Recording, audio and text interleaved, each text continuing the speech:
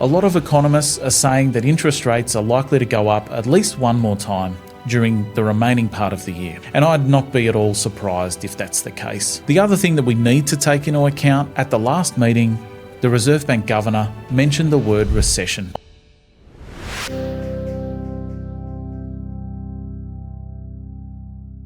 Hey there, I'm back this week with another episode of TC's 2 cents, just to talk about how I see the economy at the moment from a very practical perspective.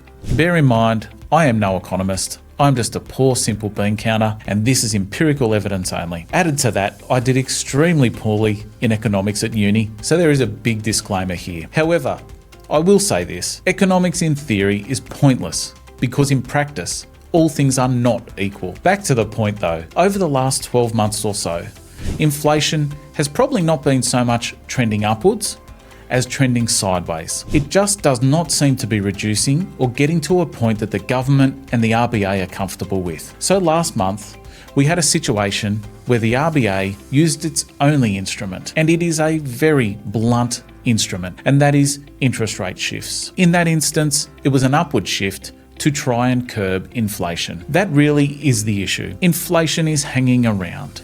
It's sticky, and when that happens, we end up back at the mercy of the Reserve Bank. Then, when we couple that with what is happening in the Middle East, you get fuel prices pushing more upward pressure on inflation. And fuel does not just affect what you pay at the bowser. It puts pressure on imported goods.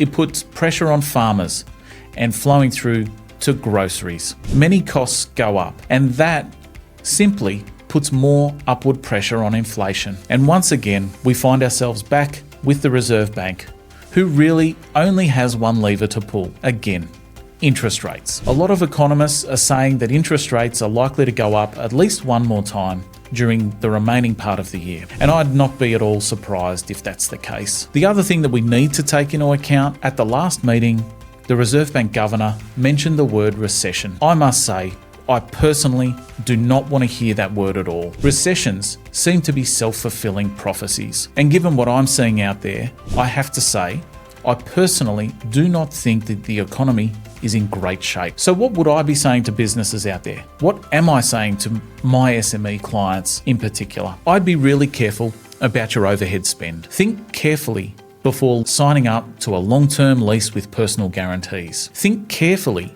before taking on vehicles or equipment under finance. You had better be pretty sure that it's going to result in increased turnover, or that you have the jobs, projects, or pipeline to cover it off. I guess I'm mindful here as well that chattel mortgages or equipment loans, or whatever they may be, are usually over a 4 or 5 year term. This is really not the sort of thing that's just for Christmas. These are there for some time. So if you can defer, if you can keep running your ute or your van or your fleet of utes or various pieces of equipment for another 12 or 18 months, it might be worth thinking about that. Not forever, but just given the uncertainty out there. That's really all I've got to say. I'm very wary about the general situation out there, and I suppose the first thing that I have been a bit surprised about is the inflation over the last 12 months, because I have not really been seeing it in the profit and loss statements of my many SME clients. Where I do believe it's coming from is government spending. So no, it is certainly not time to panic, but think twice